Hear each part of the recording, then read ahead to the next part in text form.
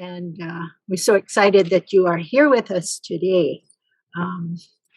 So again, aloha and welcome to this session, Moʻolelo, Our Treasured Resources, presented by Earl Kawaʻa.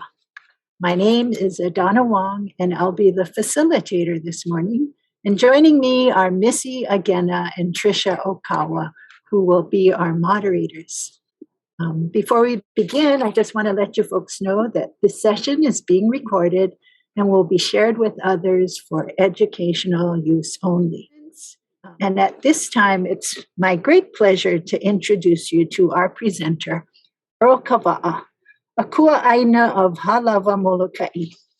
Kawaʻa is the fourth of 5 children from a fishing and taro farming family. His faith and deep connection to the land and culture are the essence of his teachings. He's a master at using stories and humor to teach about pono behavior, cultural values, and the importance of traditions, while teaching families, kolohe kids, and whoever wants to learn how to make papa and pohaku ku'iai, carve canoes, and other cultural practices that he learned from his family, like la'au lapa'au and ho'oponopono. Kawaʻa has distinguished himself in the community as a teacher, peacemaker, and a leader who enriches the lives of others. To me, he is my kumu, mentor, and a dear friend. And with that, I lele to you, Kawaʻa. It's all yours. Again, hui, pehemene ia o ko wapau e na po I hele mai no ke ia papa. That's it. That's it. I just greeted you all in Hawaiian, and the importance and the power of story begins. The reason why I opened in Hawaiian, and this is a lesson for all of you, because I am a Hawaiian. I'm full-blooded Hawaiian. And so when I open in the language of my ancestors, I honor my mother and my father and my grandfather before them. That should be a lesson on Moʻolelo for each and every one of you. When you open your lips and you open your mouth, it should be the language of your ancestors.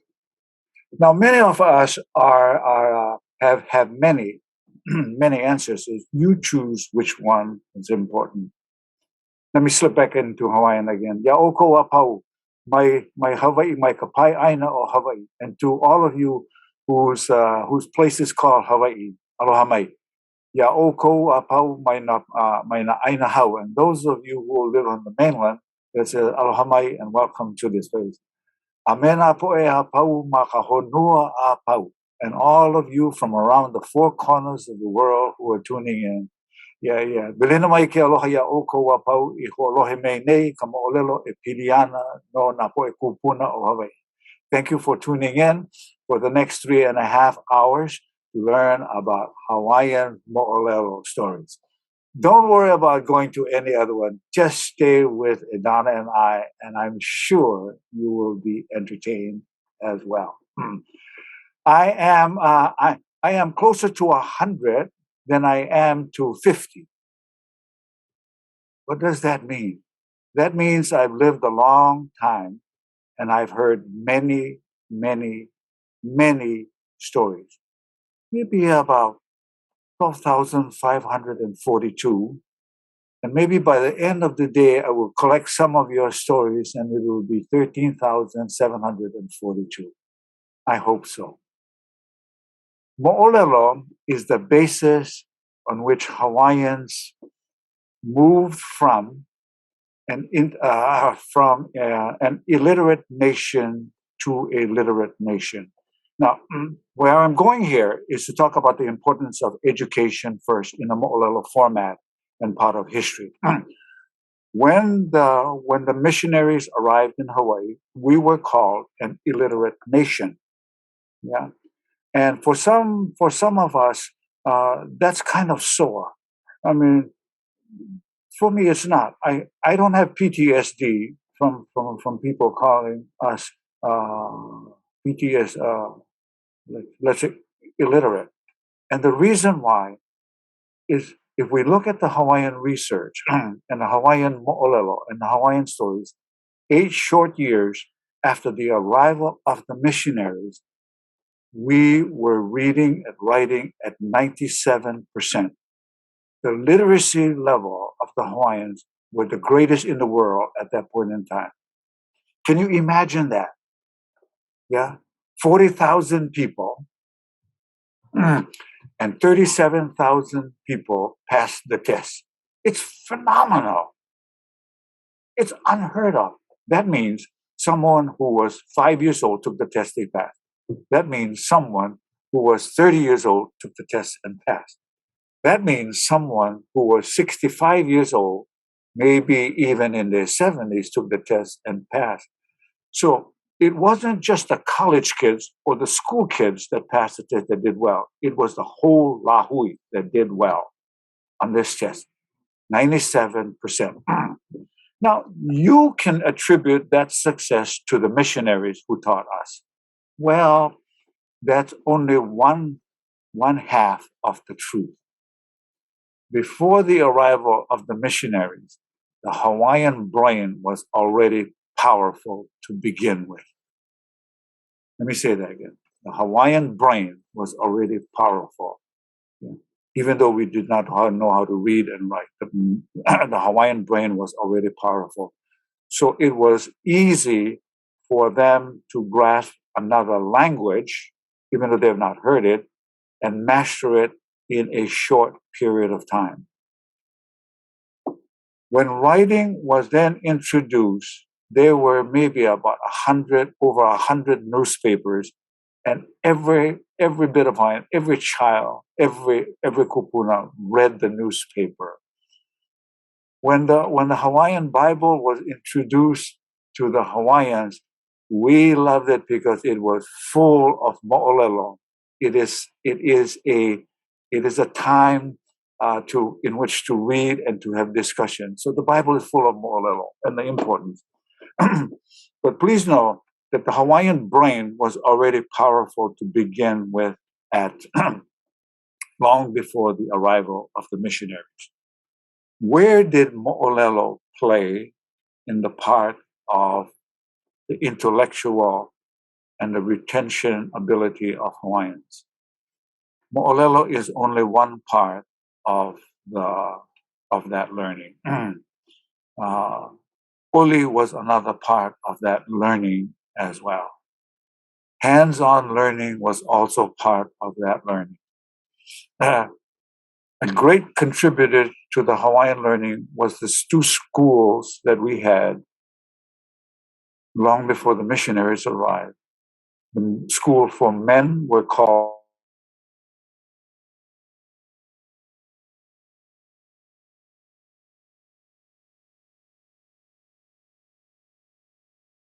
all I need to do? Yeah. When it comes up, it just goes to that and press that. Yeah. Thank you. That's it. As you can see, for many of you, the technical computer is not my strong point, but verbal articulation is my strong point. Yeah. Let me stop you and tell you a story about the importance of the word "ooh." I'm going to switch into a format. And if you listen to the sound of my voice, you can tell when I am, you as teachers should detect the different sounds and the different cadence and the different tempo that I use in my delivery today. That's all part of being an excellent presenter. There is a story demeanor, a story sound. There is a teaching sound and cadence, and there is a preaching sound and cadence also. I have a repertoire of sounds, of voices in my delivery that changes from Olelo to teaching, to lecture, to scolding, to giving gifts as well. So this is something that you as professionals should be developing along the way, the different sounds. You shouldn't be sounding da-da-da-da-da-da in everything that you talk about. If you go to a Moʻolelo, it should be a Moʻolelo sound. So listen to the sound of my voice and the cadence of my voice when I tell this story. Yeah. The word "hui." Yeah. he kana I ka leo ke la o na poʻe kūpuna e hele ana mai nā wahi a pau. Aina loloa, ka aina mamao loa I ka hele ana. So when our ancestors traveled from one place to another, they carried everything with them. Sometimes they would have to go to one district, to another district, to another district to get to the final district that they want to be. So they may want to start in Waimanalo. They may start over in Kansas and they want to go to New Mexico, Sky City. We had to walk and we had to carry everything to include the food.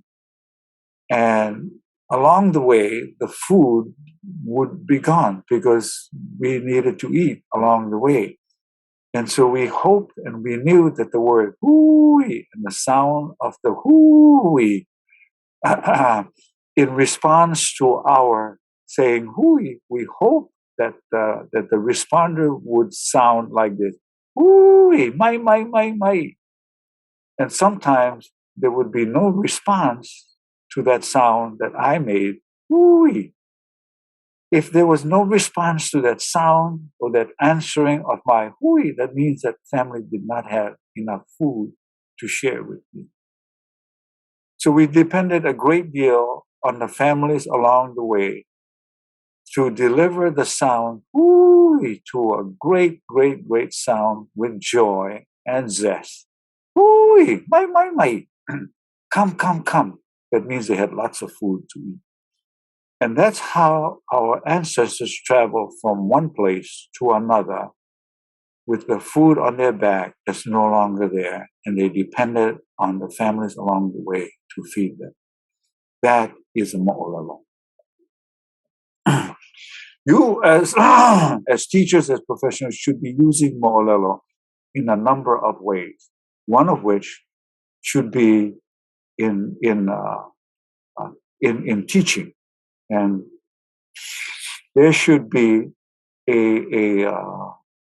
one is in teaching, and there you should use moʻolelo also in therapy as well. You should be using moʻolelo to entertain, to scold, to correct each other. I use moʻolelo in 7 different ways. I just mentioned a few. I have a habit, and it is my style, is that when someone asks me a question, I answer it with a story. And pretty soon, Edana is going to ask me a question about what I talked about in Hui, and you have a question, Kawaʻa. I have a question. I was listening, but I think I drifted off and didn't catch all 7. Okay. So if you Let's go with the question. Bring me back to those 7 real quickly, and then you can jump into a story. Sorry. Yeah. And so it's like this, gang. For those of you that this is a learning opportunity. So what I would prefer is that when I'm finished talking about a particular story, you should be asking questions so that it is related to that story. There's also a teaching methodology that I use. And then I go to another story and I talk about another issue, and there should be questions that's related to that subject.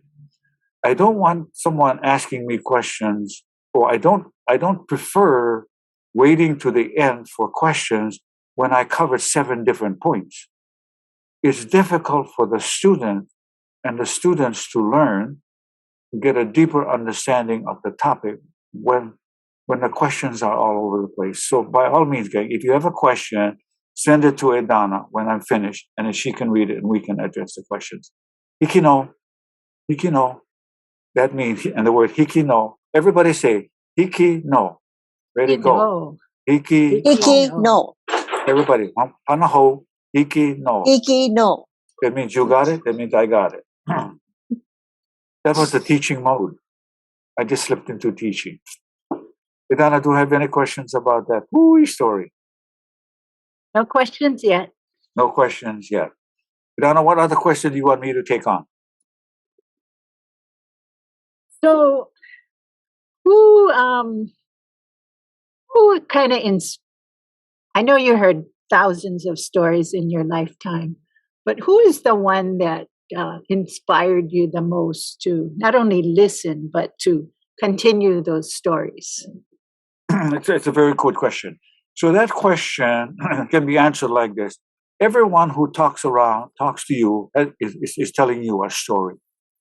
It is the same way that I grew up. I heard stories that I wanted to hear, and I heard stories that I didn't want to hear. When I was a naughty boy, I didn't want to hear my auntie and my mother and my uncle talking to each other about my being a naughty boy. But those were also stories that I learned, and I learned from those stories. Stories are told all the time. In Hawaiian families, stories were told all the time. Conversations were going on all the time at home and in the halemua and in the halepea. There is a longitudinal study by New York that said that middle-class children hear 10,000 words a day. And not so affluent families hear about 2,000 words a day. You can see the disparity and the lack of information by way of conversation that leads to intellectual superiority. I believe that the Hawaiian child growing up in the family, in the Hawaiian environment, heard more than 10,000 words a day. That's one of the reasons why it took us only 8 years to have the mastery of a new language, is because the women spoke to the girls all the time. And the girls, young girls, were around girls their ages and older. And the older ones with the older. And finally, as you got older and older, you began to sit around the elders where the depth of the knowledge and the history and the culture and the value is passed on. So language and Moʻolelo was all the time. It was shared. I was fortunate to be around my mother and my father, to be isolated. I was fortunate to have a grand uncle that that lived in the valley, and he was a konohiki. He was the head man of the entire ahapua of Halawa. And so I grew up around him. And I spent lots of time around him and watching him because my father lived on another part of the island. And I grew up seeing my father only 6 hours a week, 6 hours a day out of a week, because he lived so far. So my mother was both Kane and Wahine, was both mother and father. I grew up. I am the fifth child. My second sister died. It's a long story there and how she died. It is a great teaching story for the importance of kapu. You have to take that class from me to learn that story. And I'm the third child, a sister, a brother, and then a sister.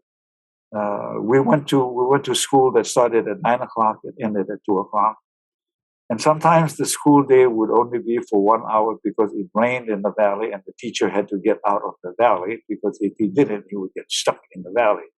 Those were wonderful days because there's only 1 hour of school and I would be home swimming, catching fish, chasing the horses, riding the horses, working in a taro patch, pounding board. It was a great day. I also didn't do well in school, but somehow I managed to get a master's in social work. Master's in social work, And I got it because I made good choices. One of those good choices is that I married a smart woman. Another good choice is I hang around people that are smarter than I. Just as I'm Rolo about the computer, I have 3 beautiful women who are helping me make sure that I deliver my message well. So I use Moʻolelo in teaching a great deal. I tend to answer questions with a Moʻolelo to get the point across. And that's very, very, very effective. So yesterday I was at Castle High School and teaching a class, and the students were not performing up to the level that the teacher and I had hoped and wanted them to. Their behavior and the amount of work and the quality of the work was not at the level that would make you smile. The teacher had a big frown, and I could tell that the teacher was not happy about the progress of the students, and so he lateraled to me. When I saw him, his temperature and the words were beginning to rise. I knew that he was going to come to me and he needed help. And he said, "Kawaʻa, you have that." And I was ready for it. We should always be ready. That's what makes us professionals. We are always ready. Let me tell you this. I am always ready. I am always ready. Okay. And when my colleagues are on stage and they're presenting, I study the topic that they are delivering on, and I prepare myself to be ready to be called upon to ask for help. That's Hawaiian thinking. That's Hawaiian thinking. It should be the thinking of everyone, regardless of who you are. It's the way of the ancestors. Mai ho'opohole I nā hoa. Don't let your friend sink. Ho'ohapayahu. Lift them up, carry them up. Donna, you have a question? I do have a question. Go ahead. And Let's take the question and I'll come back to the story. This is from Kathy Fong, who wanted you to... Where is Kathy Fong from? She's from Partners in Development. Very good. Partners in Development. That's another agency that works with families and children and education and economic development is one of the few targets that they're working on. It's a wonderful organization. Thank you, Kathy, for asking the question. Yes, it is. So Kathy's question, she wanted you to speak a little bit more because you mentioned the separation of men and women earlier. Yes. Very good. Yes. So if you wouldn't mind sharing your story on that, how men learn separately from women, the halimua versus the halipe'a. Very good, very good. In the halimua and the halipe'a, the principal understanding and the gula, the goal of learning is that she who has the info is the kumu. It is a very, very important thought to know and to learn. She who has the info becomes the teacher. That is contrary to other and Western thinking. You have to have a degree to teach. No. In the Hawaiian thinking, she who has the information becomes the teacher. It is not the age that determines who becomes the teacher. It is the individual, regardless of the sex. It is the individual who has the knowledge that becomes the teacher. In my board and stone class, 9-year-olds are teachers in my class. Let me tell you that there are dads and moms in my group that don't like the idea there's a 9-year-old or a 7-year-old teaching. And they said, listen to this youngster because this youngster knows more on this topic than you. And when they are finished in their 10 minutes delivery, the dad said, you're right, they know more than me. Yeah? Did that answer the question for you? She who has the information teaches. That's the principle in Hawaiian learning. And so when I teach you, then they say, you have the lesson, you are to teach the next person. And I learn from the older person who has than me, who had the lesson, who teaches me, and so on and so forth. So I guess that's called scaffolding in the DOE. It's called scaffolding in learning. That's what it is. So that long before the word scaffolding came, he said, we already use it. So they took it from us Hawaiians and they didn't give us credit. That's aihue. That's pleasurizing. I'm funny, those people, I'm telling you. Did that answer the question for you? Okay. Let's go on. Where was I? You see, that's also a technique and a strategy that I use. I know that I was talking about the Castle High School, but I asked you the question, where was I? That is to bring you, to keep you awake and to see who's awake and who's following the story. If nobody knows it, that means everybody's thinking about going to the surf because the surf Don't is big. let your friend sink. Yeah. So the students at the school were not performing at the level that we want them and we expected them to do. So he lateraled to me, and so I started off like this: is that at 8, and these are sophomore, juniors, and senior class, and I began the story like this: at age 13. I was doing the man's work of the family. Because my father was not home, I, at age 13, took care of 2 acres of taro patch. I took care of all of the horses and cows and chickens. I took care of the family at age 13. Can you imagine a 13-year-old pounding poi every week for the family at 120 pounds of poi? I had to do that at age 13 because my father was not there. Yeah. At age 13, because my father was not there, my mother gave me my father's throw net. That meant by her giving me that was my rite of passage. Giving me that net I was now a man, and that I had to take care of my mother and my sister. Even though my mother gave me the licking, though. That's it. That didn't count. She still gave me licking. So with that net, I was to go to the beach and fish. I didn't have the skills that my father did, but I knew where he went, where he threw the net, how he creeped on the rock, how he walked on the gravel without making a sound, and where he threw the net. And I did everything that he did. And I caught fish and fed the family. That's it. So that there was a use of story to change attitudes and behavior. It's called redirection of attitudes and behavior. And when I finished the story, a good number of the males looked down at the floor. And that for me as a therapist meant that they got the story, that they knew that they weren't performing at the level they should. And that was their nonverbal way of saying to the head teacher that they're sorry to do that. That's where my clinical background kicks in. I made the read. Yeah. So I'm a therapist as well, and a teacher. And of course, some people call me a troublemaker as well, and that too as well. How are you all? It's time to respond or to ask questions about what I just did and what I just shared. If no more, we can come back later.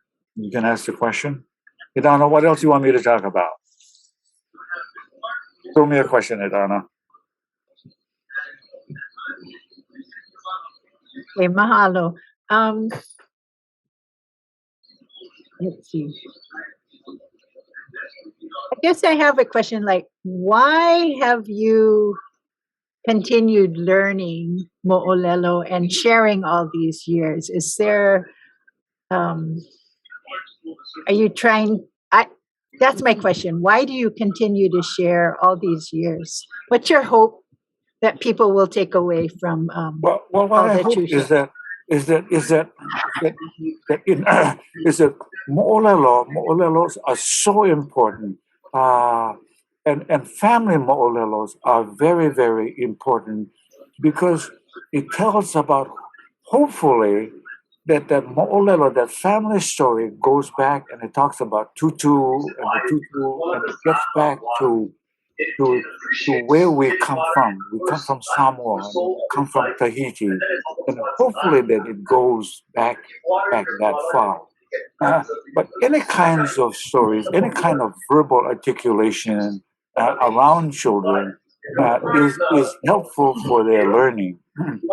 The importance of the word mo'o, I'm going to the definition of it.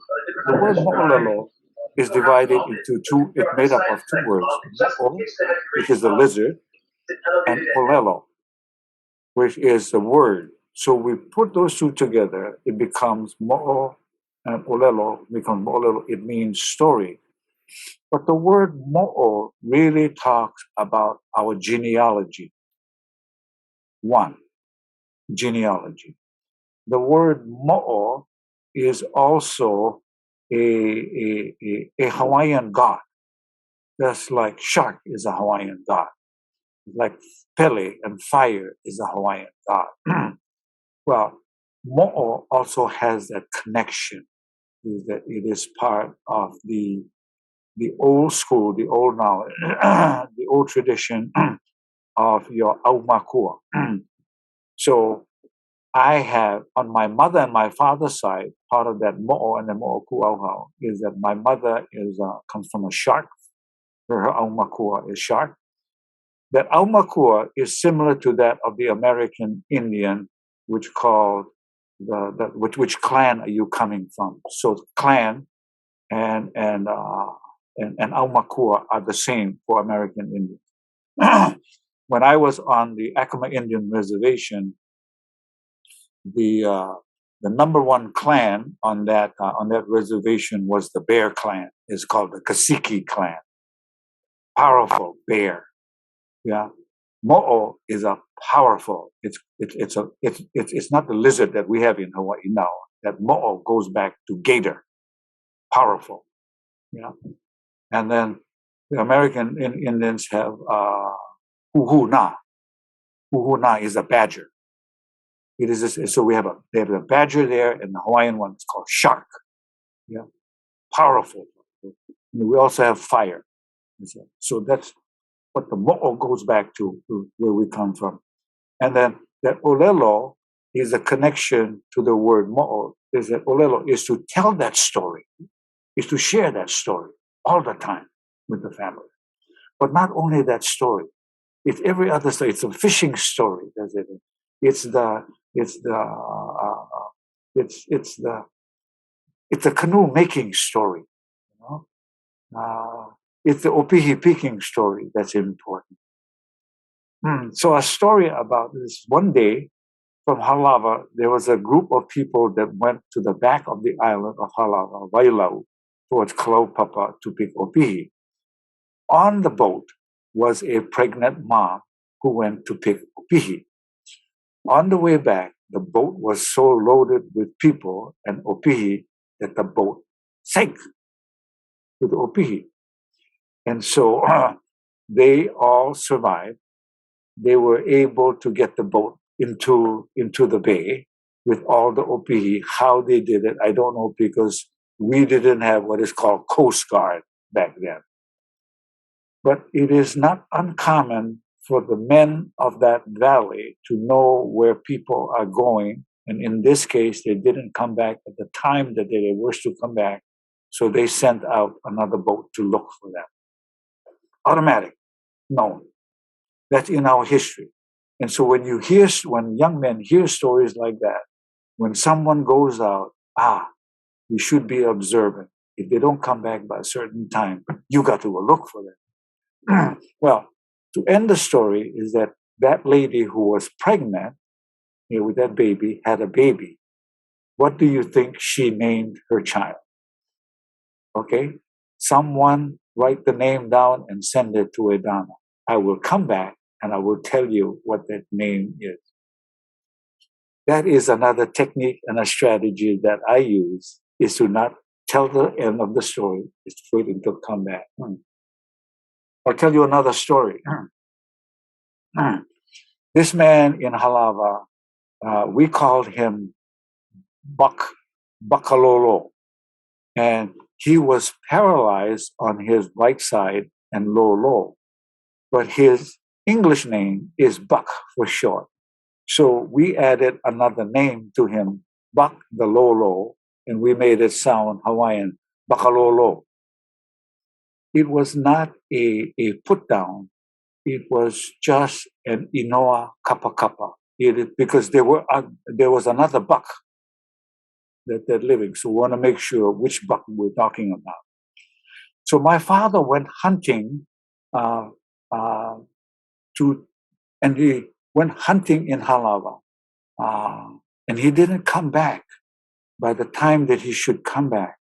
And so this guy, Buck the Lolo, but he wasn't Lolo at that point. He was a young man, but he knew that my father went hunting. And so my father was supposed to be back around 3 o'clock, around 2:30, 3 o'clock. And he would go to the hunting grounds long before the sunrise to get into that area so he would be able to wait and sit. And so when my father didn't come back at a certain time, he packed the food and water and went to look for my father. He found my father on the side with a deer sitting on the trail. And my father had given up already. He was exhausted. He said that I knew that I had reached the end, that I could not make it back home. And it was like around 4 or 5 o'clock already in the afternoon. It was late, and he has been out. And he probably ate whatever he ate at 10 o'clock. And so he had nothing to eat. So my father said that he knew that he was not going to make it. And so he just sat there on the road and prepared to leave this world. And who found him? Buck the Lolo found him. That's the story that my father told me. So in this story is a story that I have, that my father sent to me.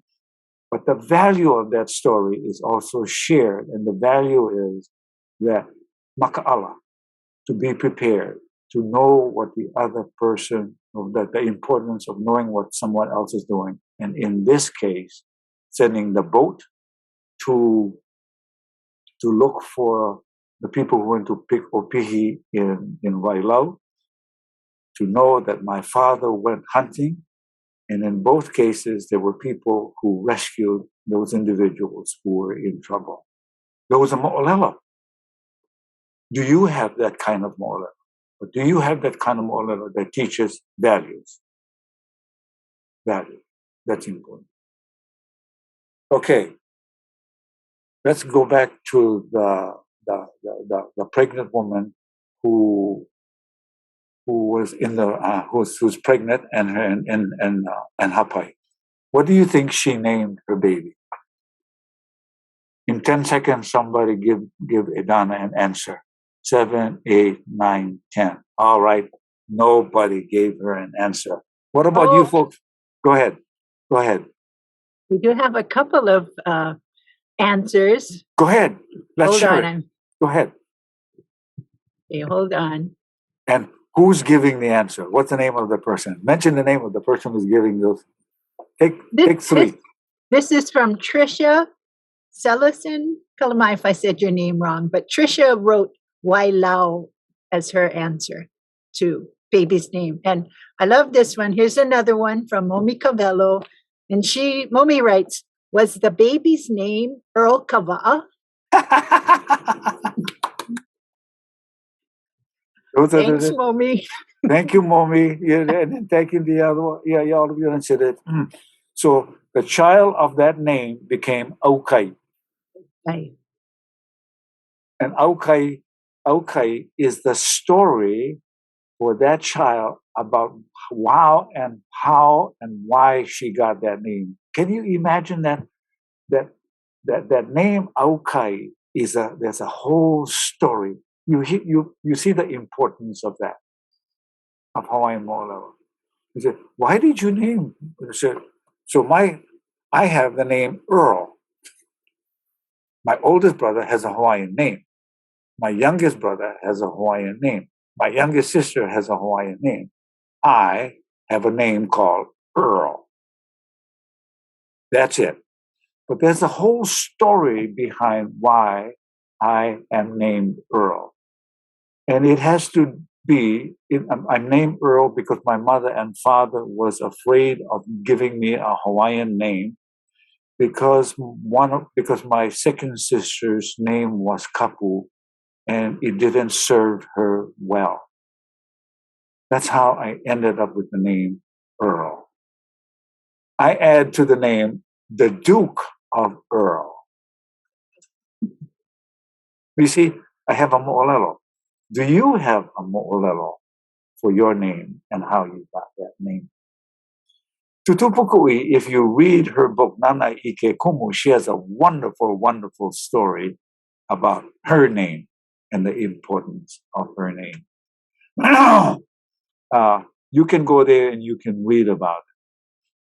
But very shortly, to entice you to go read it, is that the name that she got made her sick. And so she went to see a kahuna to help correct that name. I will leave you with that story. Go read the story, finish the story. You will be learned on that story.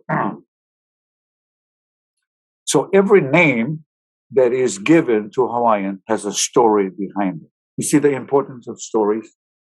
You know, it's not something out there, but it is very, very, very close to us. So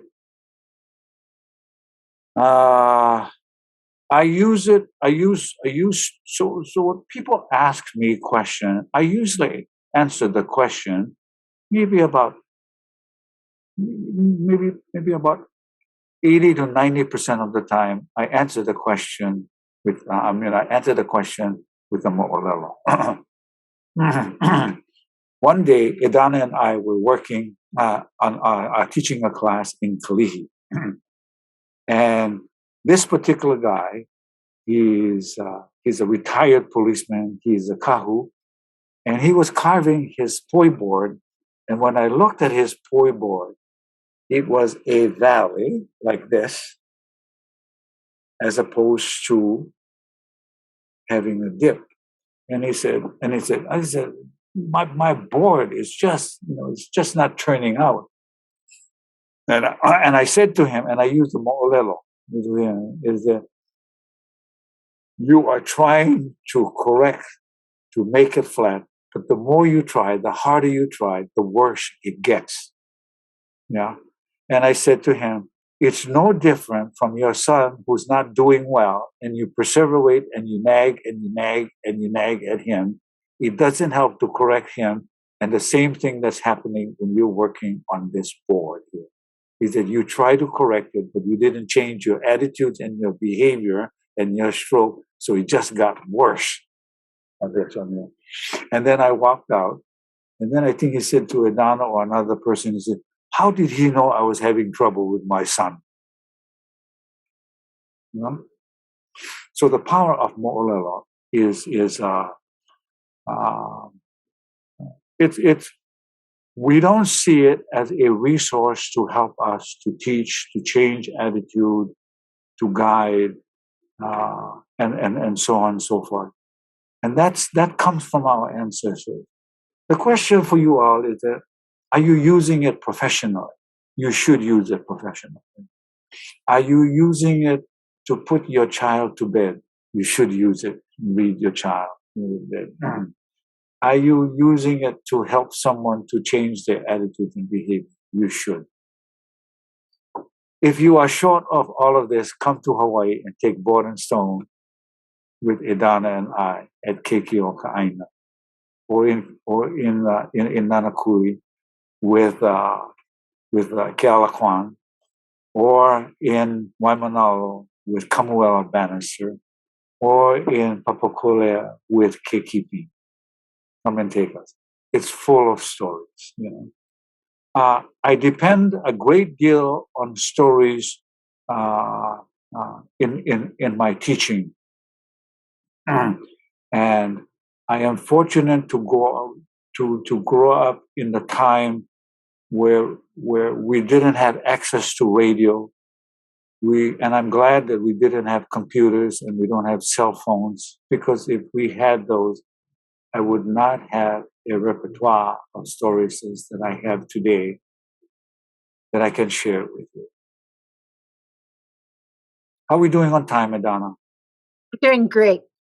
And thank you, because I have a question here from Kikai Anyani, who asks, how do we teach science from a Hawaiian foundation? That's a wonderful, wonderful question. Thank you for asking the question. How do we teach science from a Hawaiian perspective? I'm going to shift into a teaching mode.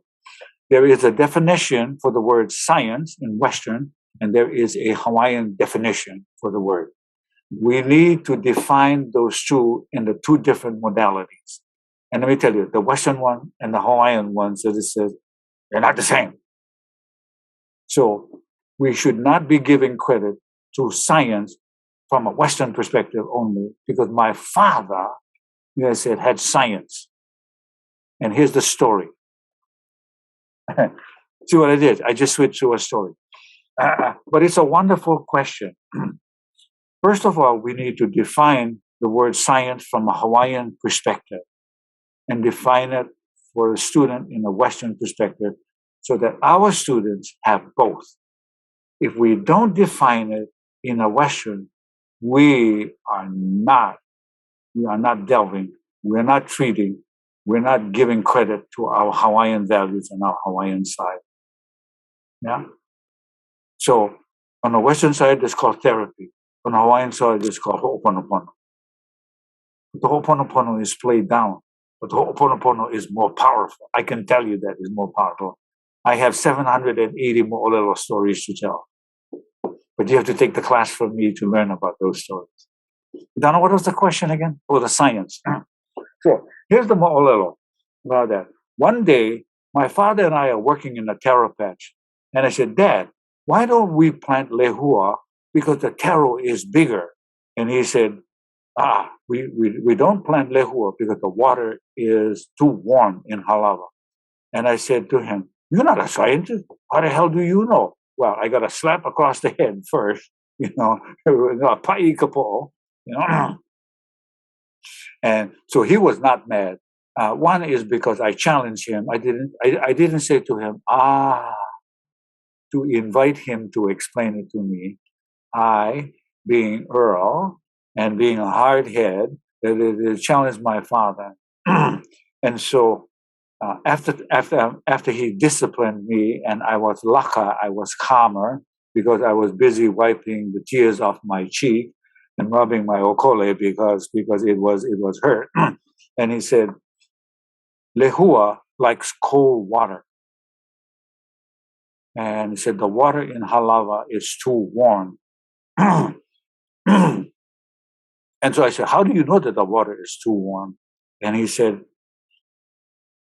go to the river and go get hihilei. And I said, there's no more hihilei in Halawa. Hihilei is the freshwater opihi.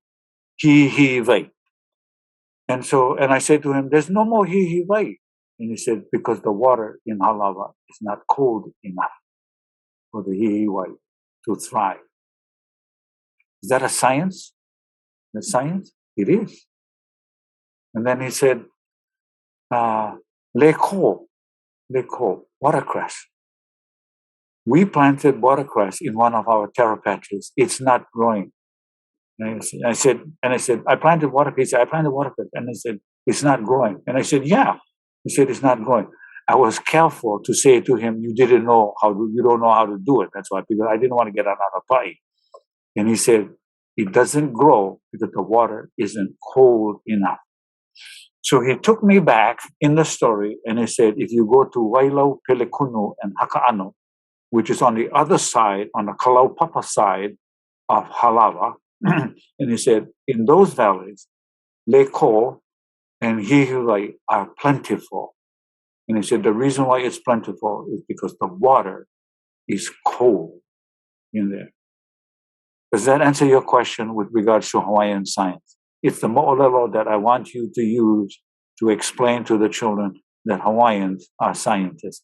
But if you don't mention that story that you got it from Kawaʻa, that's pleasurizing. Yeah. So it's also a lesson to give credit to where you got that story from. In the Western world, is that when we read someone else's notes and we put it into our dissertation that we're writing, it's called footnoting. If we don't, that's called plagiarizing. In Hawaiian, if you don't say where you got it from, it's aihui. So Kawaʻa, when Kawaʻa tells the story that he has, and it doesn't come from his family, Kawaʻa always make notation of where that story comes from. Here's the importance of that. One is that I give credit to the individual who gave that story to me. Two is for the learner who's learning from me knows the origin of where that story belongs.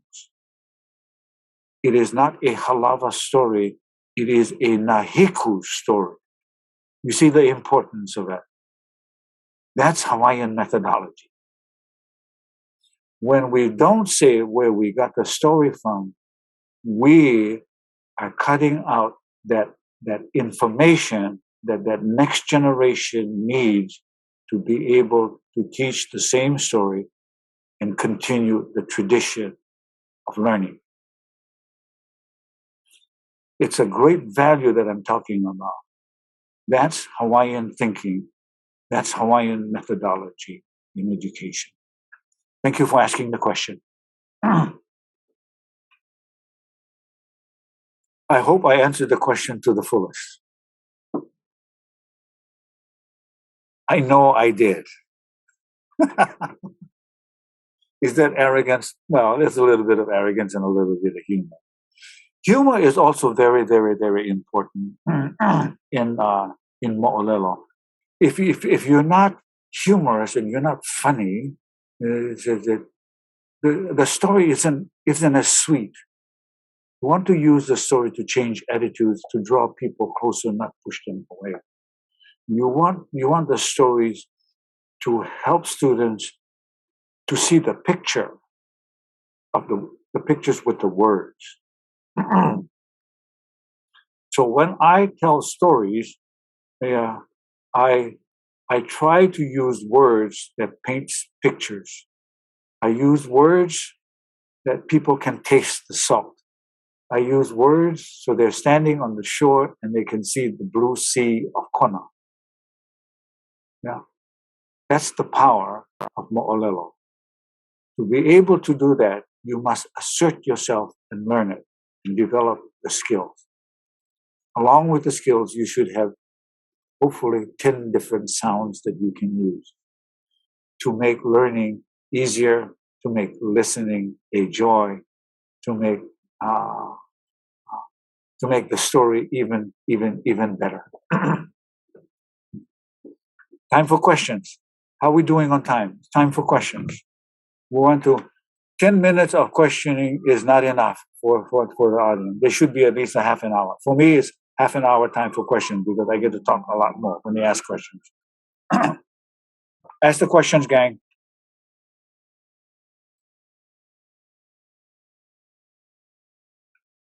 I don't see any questions in the chat right now, but I do want to acknowledge everybody who sent in names earlier. Sorry, I didn't see it in time as I shared with Kawaʻa.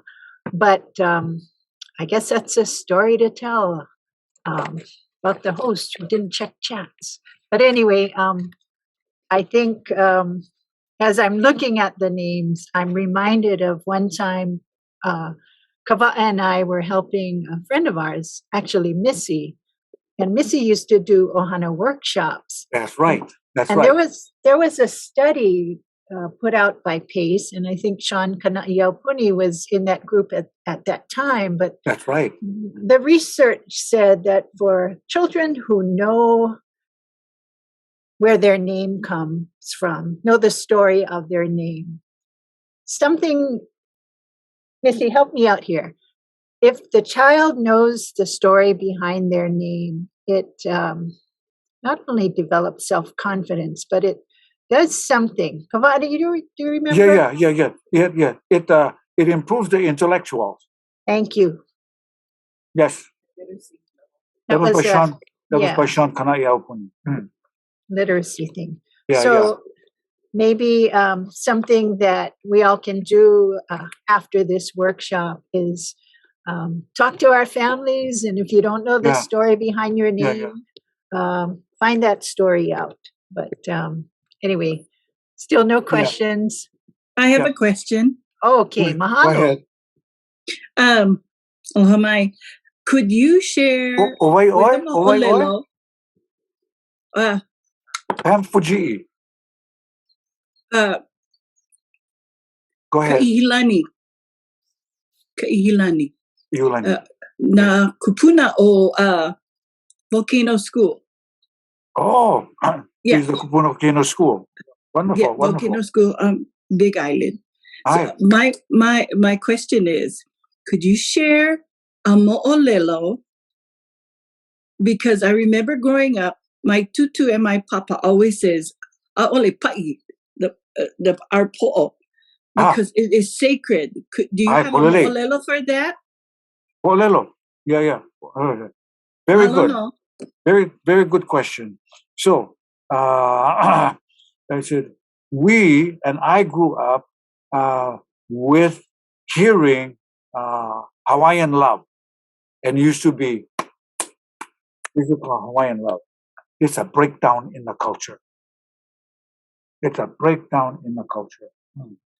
And it's like this, yeah. So pa'i was not a practice of the Hawaiians, ikava kahiko, to hit. That doesn't mean that act did not take place, but as a value that was prohibited, the striking of another. And here's a mo'olelo on this one over here.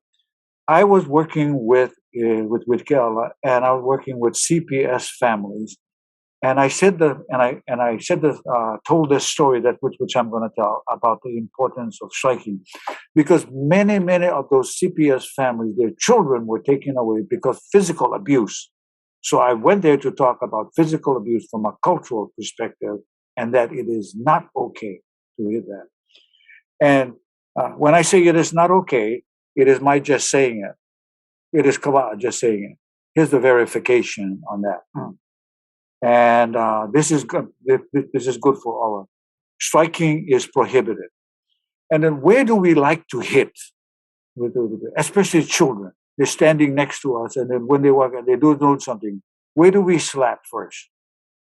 Hui, ine. Where do we hit? Where do we like to hit? The head. The head. Okay. When we strike the head, where does the aumakua sit? On the po'o. No. That's not no doesn't mean that you're incorrect.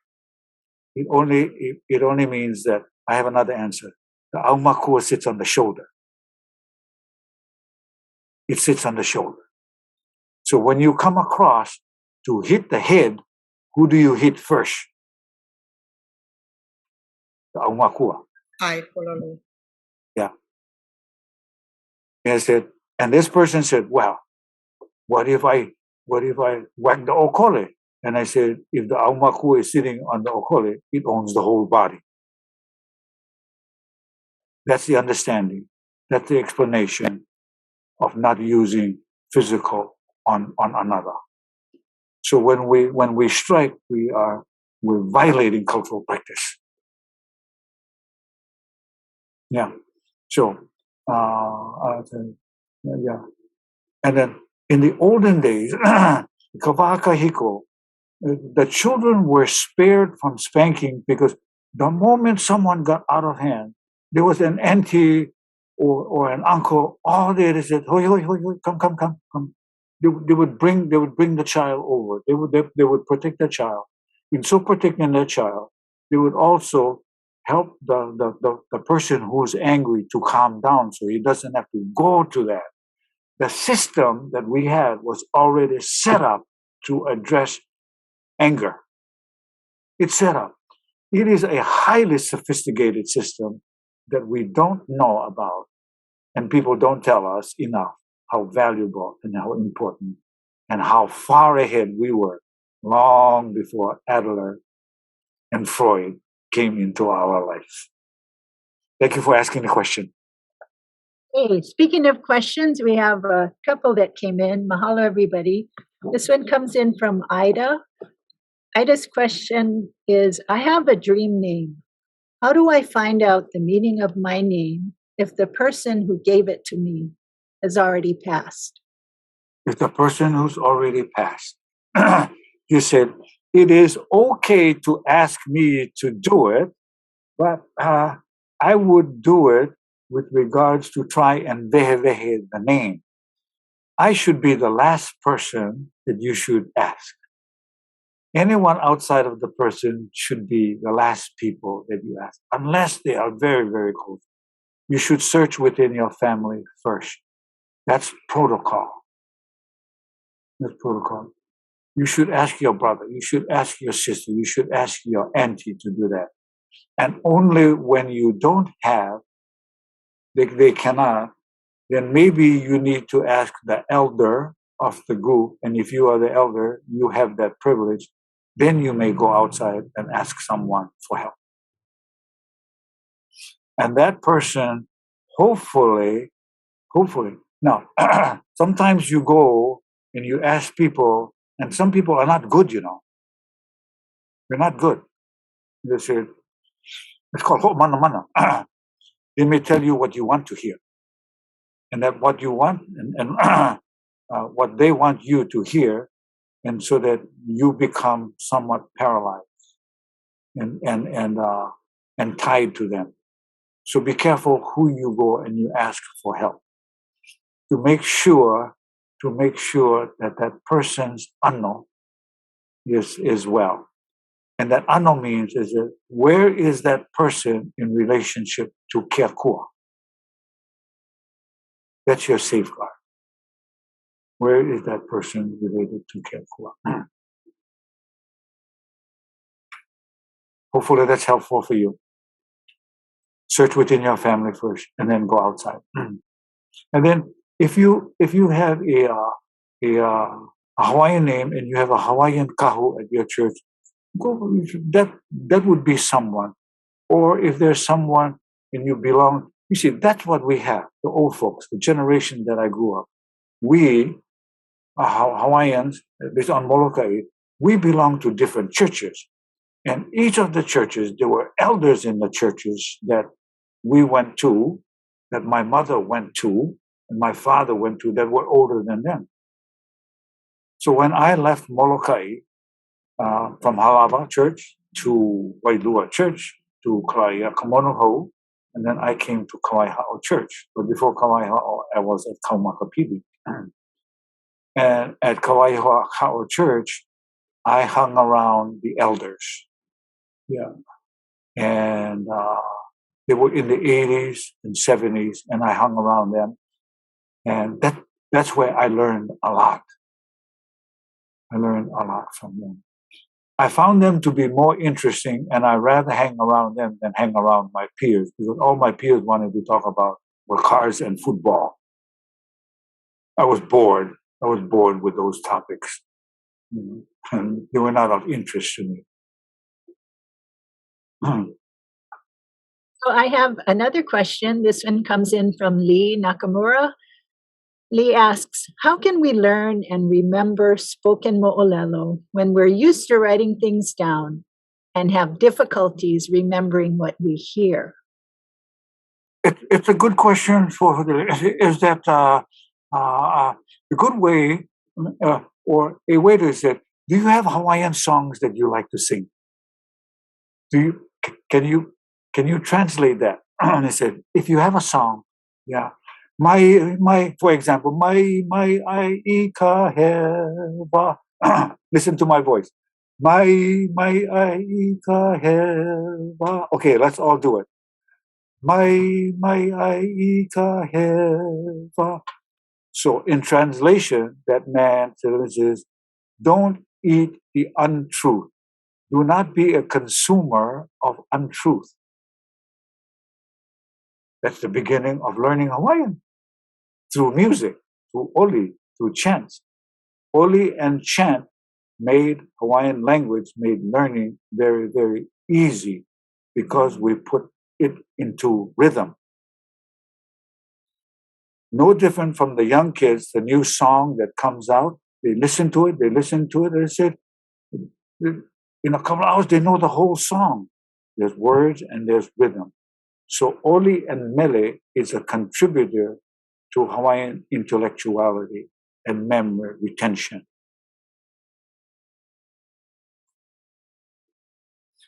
The other is to make a list, a long list of verbs.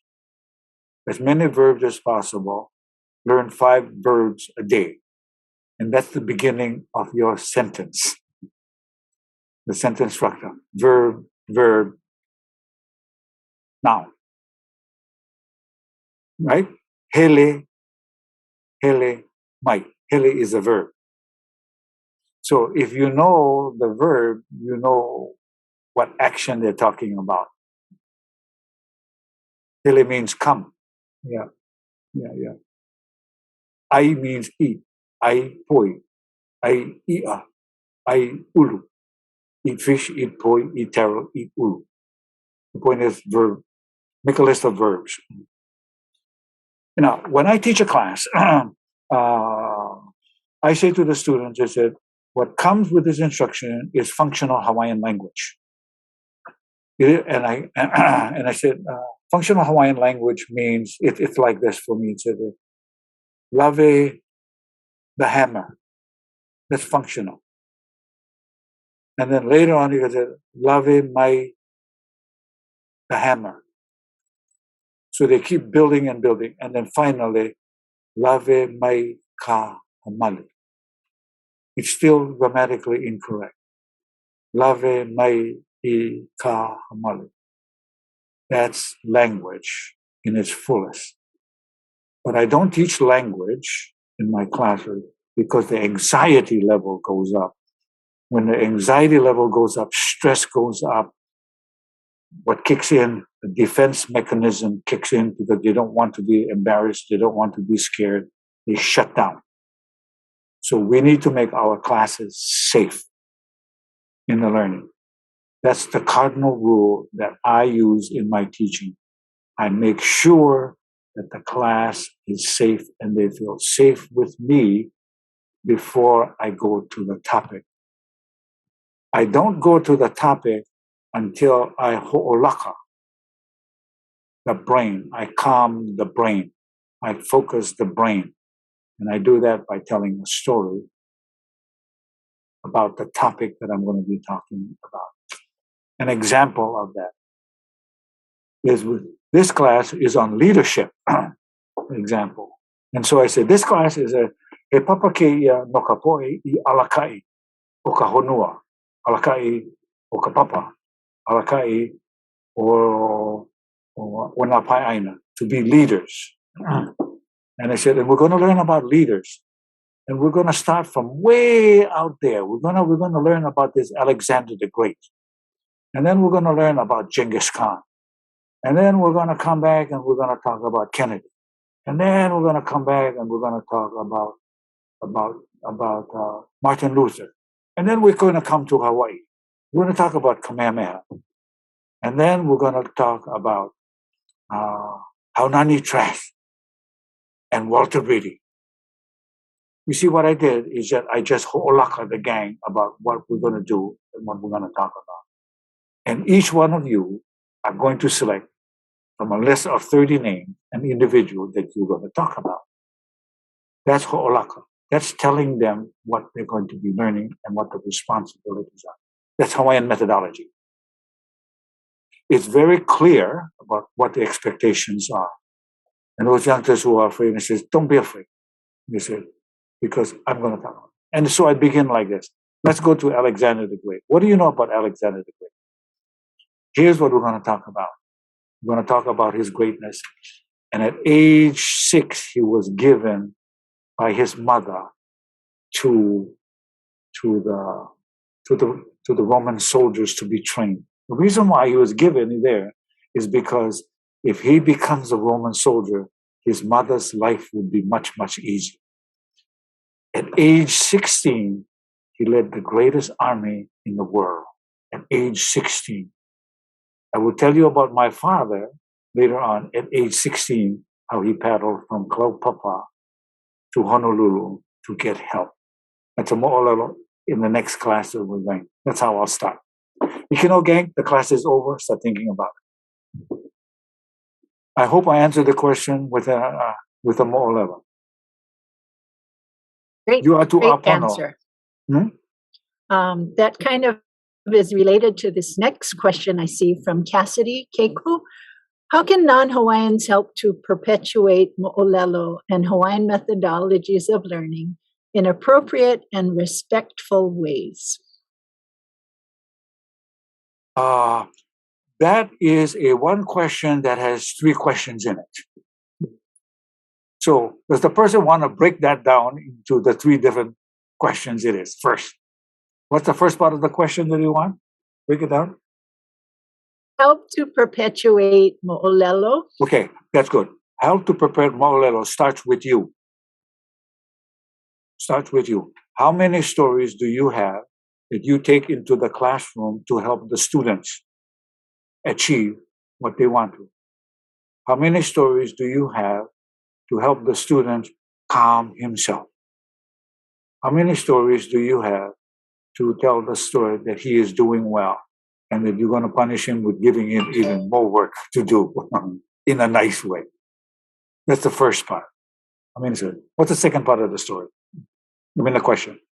Hawaiian methodologies. The Hawaiian methodology is that it would be good for you to be around individuals who understands methodology well, and you have to look for that in your own area, and you need to be assertive to ask the questions of those individuals who you think has it. You have a Hawaiian methodology that you use. Yeah, we have it at Kamehameha schools. I did a teaching at Roosevelt High School, and there is a video on Hawaiian methodology. And that methodology begins with, number 1 is ho'olaka. And then I outlined several Olelo no'iau, several key points that I use in teaching. So there is a video on that one there. I don't know it right now, but it's easy to find. I'll have Idana send it to you. And it's like this, gang. It's like this. Roosevelt High School needed help. And so we had a meeting. We Kamehameha School, Chaminade, Roosevelt High School, and then a whole bunch of us were there. And we're talking about Kamehameha schools and Chaminade helping students achieve at a higher level at Roosevelt. And so in the discussion, the group decided that they were going with the students who were doing all right and need help. They decided not to help those students who are doing well, which is wonderful. And then they asked, what do you think about it? And I said to the group, it's shame on you that the students that need us the most, we turn our backs on them. That's what I told the group. And I said, you chose the easy way out. Ina e lohe ana o nā kūpuna I ko'oko manao, hu ka koko maka pepea. If our ancestors were here and listening to you and your decision, the blood would flow from their ear. Hu ka koko maka pepea is an old Hawaiian saying. That means I had it, and I said, I'm so angry. It's another way of saying angry. Hu ka koko maka pepea. And so when I said that you should be ashamed of yourself for not choosing to help those that need us the most. 2 of those people in the meeting cried when I said that. You know what theirs was? Guilt. There was guilt on their part because they chose not to help them. Well, I went and I helped. Idana and I went to Castle High School and we worked with 54 of the worst kids at Castle High School. We did. Yeah. After 8 weeks of classes, there were 54 in the group. and Idana and I, and our friends who were in board and stone came to help. They came to help willingly. They came to help. No pay. They just like helping, but they also like being around me because it's learning for them as well. 18 of those kids finished the board and stone. At the Ho'ike, of the 40 kids that attended, maybe more than that, the 18 kids that Idana and I worked with, all 18 stayed in the room all night long through the whole program. Those 18 kids presented their board and their mo'olelo about what it took for them to make the board. The other half of the class spent the whole evening outside in the parking lot. The power that you have to change attitudes and behavior for lifelong and success is dependent upon you and how you use those resources that you have. Friends, videos, mo'olelo, all of that to develop. We at Kamehameha Schools, that's what Pauahi asked us to do. Yeah, e ho'olana, e ho'onuiaku ka ike o nā poe kamali'i o nā pua o Hawaii. She's telling us to teach the children of Hawaii. And she didn't mean only Hawaiian children. All children living in Hawaii are her children in Hawaii. But we have Hawaiian children. So when Kamehameha sent me to Roosevelt High School, I said to the children and to the families, is that you cannot go to Kamehameha. So Kamehameha sends me to you. You know, did you hear the sound of my voice? Yeah. You said the cadence in my voice. You said, those are repertoire that I have. You need to develop that as, quote, professionals. Take a board and stone class from Idana and I, and your learning will just bloom and blossom. I have another question, quick one from Kathy Fong. Kathy said, can you model how you would tell a story to preschoolers? Some Hawaiian stories are quite complex. Oh, that's a wonderful question. That's a wonderful question. You know, the story, yes, wonderful. The story of Halua is a wonderful story to tell dads who are in their 80s, to tell dads who are in their 40s, and to tell a 5-year-old. So I can tell that story to a 5-year-old, to the university master's degree, the PhD. I can tell it to construction dads, and I can tell it at Kauai Ha'o Church. I have a repertoire of language and sounds fitting for the age. Do you have that? You need to develop it.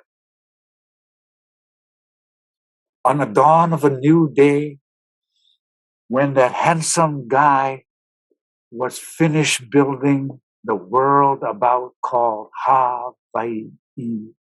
What was his name? What was his name? Ah, yes, very good. And what's your name? Alicia. Thank you, Alicia. Papa. He was finished and he was bored, so he rode on the wings of the wind. In Kailua, he rode on the wings of the auku'u. You know that bird that lives in the pond? Long beak, yellow legs, long gray feathers. Auku'u. He rode on the wings and he traveled around Hawaii to look for a mate. And he saw this beautiful young girl. And she just she just took a bath in the stream at Muliwai Olena. Muliwai Olena is the name of a stream in Wanana. Yeah? And so from the heavens above, he saw her. And she shook. Her name is Hoku Kalani. Yeah. Ho'o, but I changed the name to sound like this. Ho'o Hoku Kalani. And Ho'o Hoku Kalani means the stars in the heavens.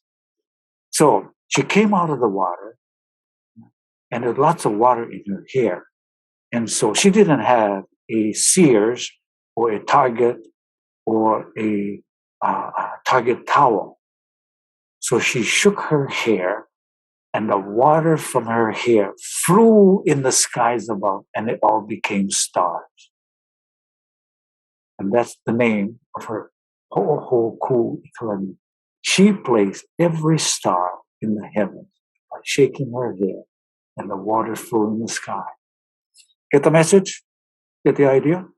But notice my cadence. Notice how I tied in the rivers of that place. Notice how I use birds to tie in the story that they may be familiar with. Now, when I tell that story, if I'm telling a story to the dads, I mean, it would be different in a different tone. If I'm lecturing at the University of Hawaii, at the School of Hawaiian Studies, it would be different also. I would sound more like a professor. It would sound more like a lecturer. But it would also be ha in every word that I choose when I deliver. And when it's older and it's students, I leave names out. What is the name of that handsome guy? And then sometimes I would pull individuals up from the audience. And so I would say to them, and he was as handsome as this guy. Will you come up here? And I said, is he handsome? And really, he is a handsome guy. So you see, I draw the audience into it by pulling this guy. And they said, but this handsome guy is skinny and lean. And he had a physique that you want to model after. Like that guy over there, come up here. And so I said, he had a face like this guy and a body like this guy. And I have both. And so I would take off my hat and I ball it, and people would just laugh and laugh and laugh. That's humor. The importance of humor. Am I making my point?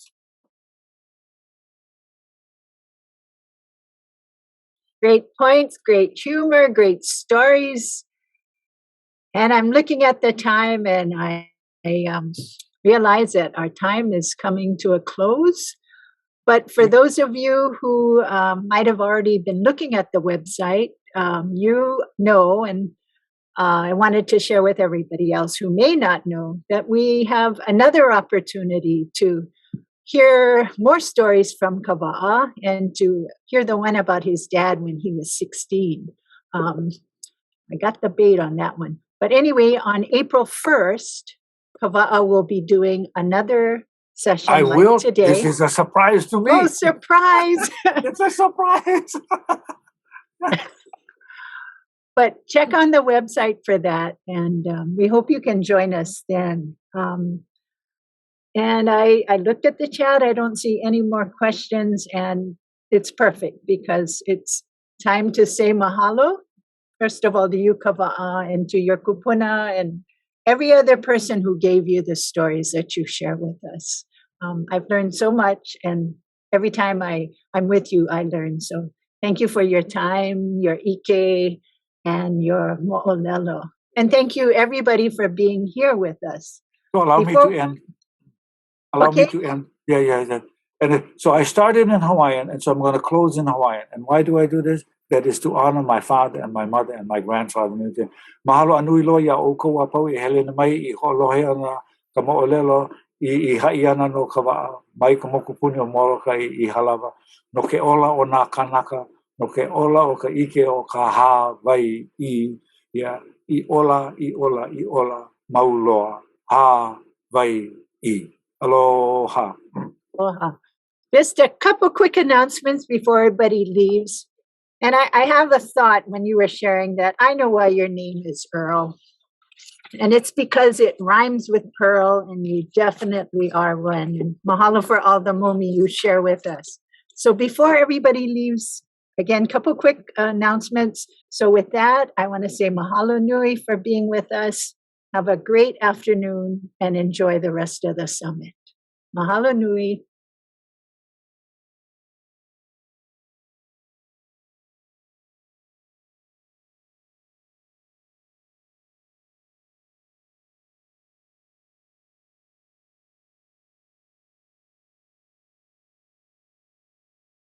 Aloha.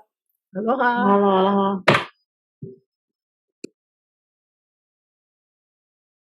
And you